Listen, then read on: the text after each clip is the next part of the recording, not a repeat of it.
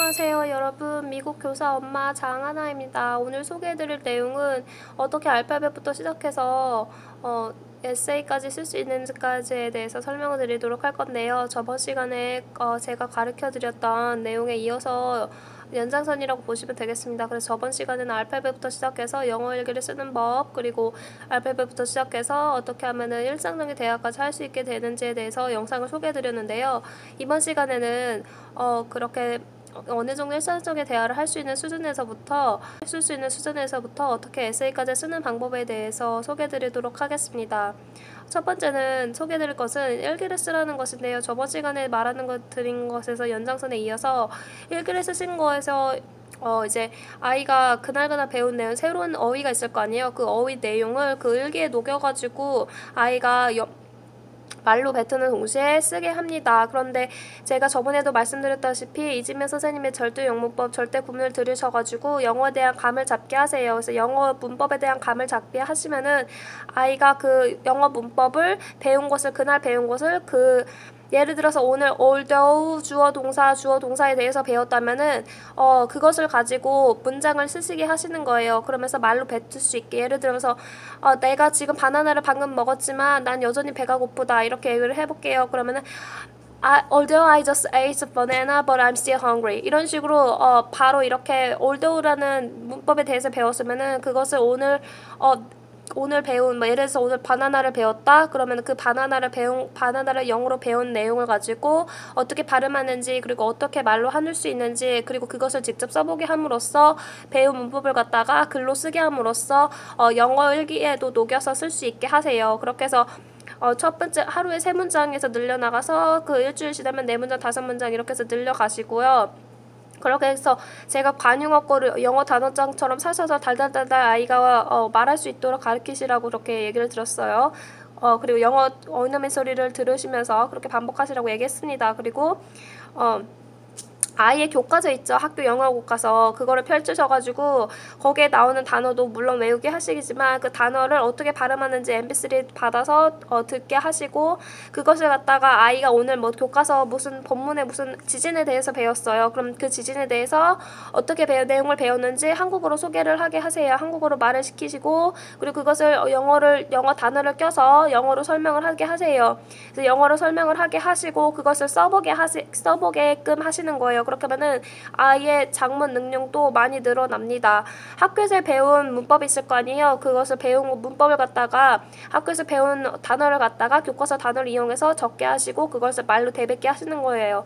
그렇게 해서 점점 이렇게 늘려나가는 거고, 아이가 좋아하는 분야가 있을 거예요. 예를 들어서 아이가 과학에 소질이 있다 그러면은 과학에 소질이 있는 내용에 대해서 특별히 뭐 생체 해부에 대해서 아이가 관심 있어 한다 그러면은 생체 해부에 대한 영상을 부모님이랑 같이 유튜브로 보시고 그것에 대해서 아이가 한국어로 설명하게 하시고, 한국어 다음에 거기에 나오는 영어 단어를 아이가 좀 외우게 한 다음에 그 영어 단어를 학교에서 배운 문법이랑 관련시켜서 써보게 한 다음에 말로 뱉게 하셔서, 그렇게 해서 점차 아이가 관심 있어 하는 분야에 대해서 영상을 보는 것을 점점 늘려나가시는 거예요. 그러면 어느새 모르게 아이도 자기 신이 좋아하는 분야에 대해서만큼은 영어로 자연스럽게 쓰고 말하게 할 수 있는 능력이 아이가 생깁니다. 그렇게 해서 점점 가면은 아이의 영어 실력도 점점 늘어나게 되는데요. 영어 공부를 할 때 무조건 영어 공부를 하시는 게 아니라, 예를 들어서 영어를 어떻게 말하게 하는지 그 말씀을 드릴게요. 예를 들어서 she is beautiful이라는 문장이 있어요. 그러면 거기에 문장에서 끝나시지 마시고 그걸 의문문으로 바꿔보세요. is she beautiful? 이런 식으로. 그리고 she is beautiful면 그것을 과거 형태로 바꿔보세요. she was beautiful 이런 식으로. 아니면 그녀는 예쁠 것이다, 미래 형태로 바꿔보세요. she will be beautiful. 한 가지 문장에서 끝나시지 마시고 그거를 과거, 현재, 미래로 바꿔보시고 그거를 과거, 현재, 미래에 대한 의문문으로 바꿔보세요. 아니면은 she was beautiful, was she beautiful? 그녀는 예뻤니? 그래서 she should be beautiful. 이런 식으로 해서 조동사를 넣어서도 만들어 보시고 조동사 의문문으로도 만들어 보시고 되게 가정법 과거 이런 식으로 굉장히 많은 영어의 문법 있잖아요. 그것을 한 문장에 모두 다 녹여서 아이가 필기하고 아이가 말로 뱉을 수 있게 그렇게 가르치셔야 합니다. 그렇게 해서 한 문장을 여러 가지 변형된 형태로 말로 뱉고 쓰게 하셔서 점점 영어가 친숙해질수록 만드세요. 그리고 나서 영어 일기도 쓰게 하시고 영어 일기도 그리고 나서 나서 쓸 수 있게 되시면은 좋아하는 분야를 파셔서 좋아하는 분야가 뭐 여러 가지 있으면 그것에 대한 시청각 자료를 아이가 노출하게 하셔서 그거를 보고 나서 반드시 한국어로 뱉고 그리고 나서 영어로 뱉게 할 수 있게 하시기 바랍니다. 그리고 그렇게 해서 관용어구 이용하고 일기쓰기 하시고 그리고 단어장 이용하시고 교과서 이용하셔서 그리고 아이가 좋아하는 시청각 자료 이용하셔서 그렇게 하면은 아이가 어느 정도 수준에 올라가 있어요. 그러면은 에세이를 쓰는 건데 에세이는 서론, 본론, 결론이 있습니다. 그래서 간략하게 설명을 드릴게요. 더 자세하게 듣고 싶으신 분들은 제가 에세이와 학술 논문에 대해서 쓰는 방법을 따로 동영상을 만들었으니까 그것을 참고하시기 바랍니다. 그래서 설론, 에세이 쓰는 방법에 대해서 아이에게 가르치신 건데요. 에세이를 간략하게 설명을 해드리도록 하겠습니다. 에세이는 서론, 본론, 결론이 있고 레퍼런스 페이지라고 해서 출처를 적는 페이지가 있습니다. 그래서 서론을 했을 때 기본은 논지가 하나이고 주장이 하나이고 논거 3개, 즉 증거는 3개 이상이어야 합니다. 기본이 3개예요. 그래서 예를 들어볼게요. 나는 강아지를 길러야 한다가 논지라고 생각을 해보세요. 그럼 그것에 대한 논거를 논문 자료를 이용해서 3가지를 듣는 겁니다. 이거는 그 주장에 대한 3가지가 바로 이유가 되겠죠. 내가 왜 강아지를 길러야 하는지에 대해서. 첫 번째는 강아지는 고양이보다 털이 덜 빠진다. 제가 그냥 만든 겁니다. 두 번째는 강아지는 인간에게 충실하다. 고양이보다. 세 번째는 강아지는 나의 우울증을 달래줄 수 있다. 이런 식으로 해서 그것을 갖다가 그 3가지를 갖다가 논거라고 합니다. 전문적인 용어로. 그 논거에 대한 논문 자료를 이용해서 그것을 쓰는 것을 바탕으로 에세이라고 하는 거거든요. 그래서 서론에는 강아지를 길러야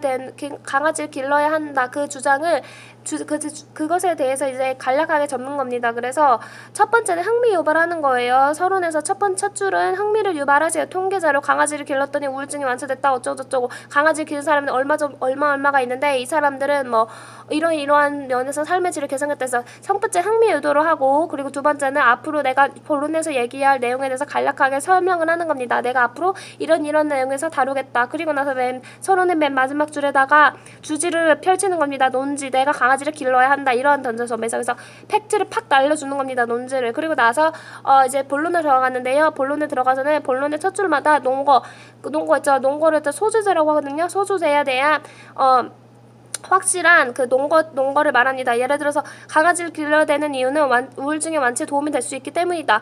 그리고 나서 그에 대한 논문을 찾아가지고 쓰는 거예요. 그것을.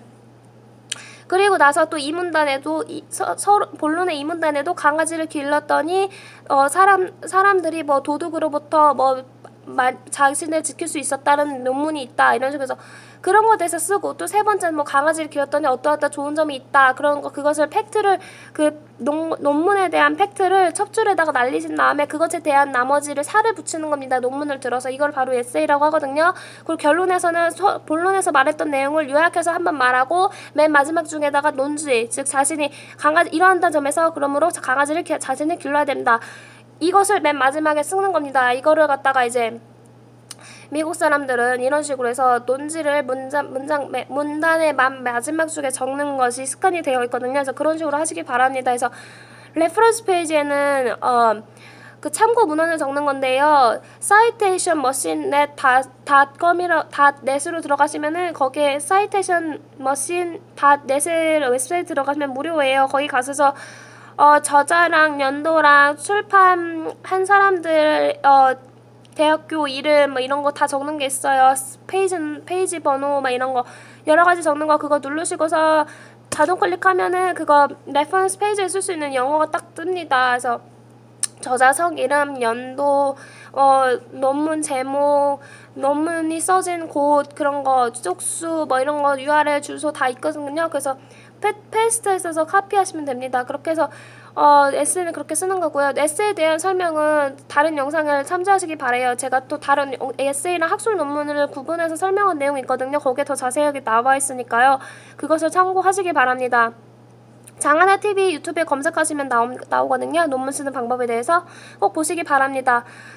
그렇게 해서 오늘은 어떻게 하면은 일기 쓰기부터 아이가 에세이를 쓸 수 있는 것까지에 대한 내용을 소개해 드렸는데요. 중요한 것은 아이가 영어를 배워야 되는 동기를 부모님께서 확실하게 만들어 주셔야 합니다. 이것은 아이와 함께 왜 영어를 배워야 되는지에 대한 확실한 목표를 만들어 주셔야 되기 때문에 아이와 같이 함께 상의하셔서 왜 영어를 공부해야 되는지 동기부터 먼저 하시고 동기부여를 하시고 나서 그 다음에 영어를 시작하시기 바랍니다. 아이의 연령하고 상관없이요. 궁금한 사항이 있으시다면 답변을 꼭 남겨주세요. 그리고 다른 동영상도 유익한 내용이 많으니까요. 구독하셔서 종종 봐주시기 바랍니다. 그러면은 내용이 유익하다고 생각이 드시면 좋아요와 구독 버튼 눌러주시고 답변은 저에게 정말 큰 힘이 됩니다. 여러분도 화이팅! 그리고 동영상 아래에 제가 동영상 아래에다가 답변을 남겨주시면 답변과 이메일 주소를 남겨주시면 그 제 이메일 주소로 제가 1편 영어 교육에 대한 1편부터 지금 소개해드린 2편까지에 대한 내용을 요약해서 이메일로 보내드리겠습니다. 감사합니다.